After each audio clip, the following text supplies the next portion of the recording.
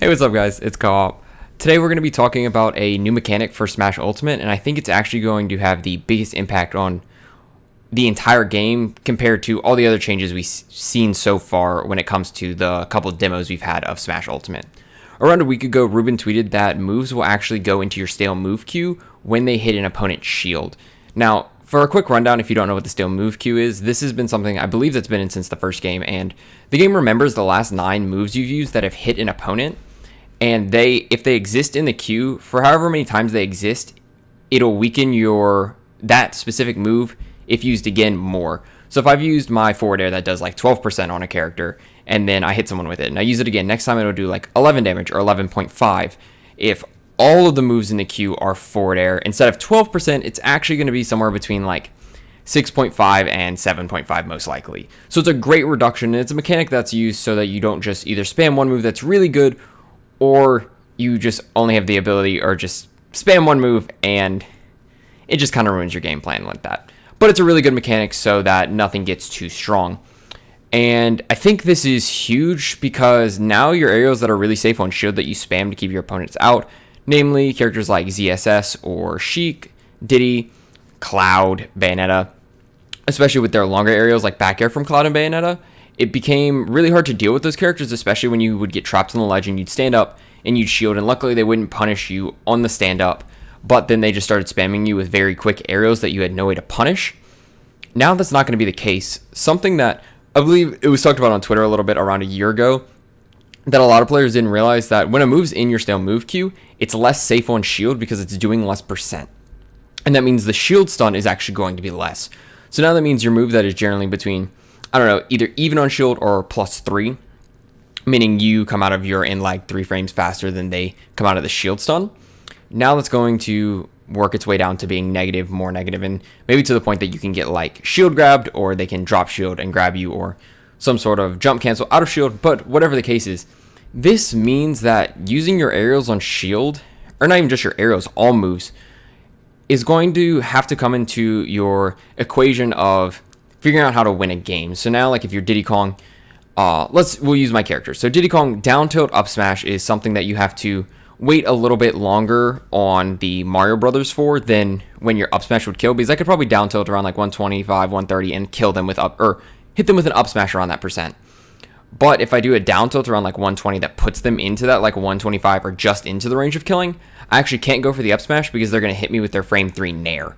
So I'd have to wait a little bit longer. But if I wait till now they're at like 135, 140% and I hit their shield like 3 times with my down tilt, now my confirm probably won't work. So I either have to go for something raw or hit a banana or just try something different.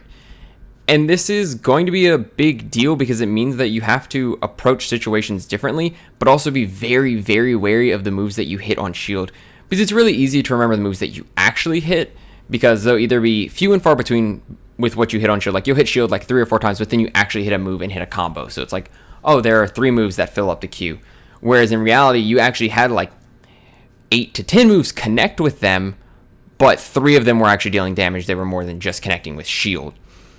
And this actually is important to note in 2 other ways too. That means characters that have spammable projectiles that don't put them in positions that they're pretty helpless or going to get punished for become a little bit stronger. So Fox's lasers, I guess Falco to an extent with his lasers, Pikachu with Thunder Jolt, those sorts of things are going to be a big deal. And actually I think this mechanical change is really good when it's coinciding with the fact that grabs are worse. Because if you haven't seen, now grabs, you're not having as many combos off of them, they're not doing as many percent, and we don't really know the status of how many kill throws exist, how strong they are, but right now it seems that grabs are overall a lot weaker than they were in Smash 4, and that's a trend we've seen from Ball to Smash 4 and now Smash 4 into Ultimate, so I'm not too surprised.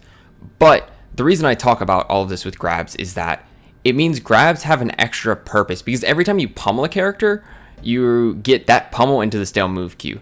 An exception is if you have a really fast pummel like Lucario or Kirby, there's actually a set amount of time that has to happen between a pummel for it to be registered as a different move. So Kirby could do like 3 really fast pummels and it could only go into the queue once. But if he pummels, waits a little bit, pummels, waits a little bit, pummels, all 3 of those will go into the stale move queue.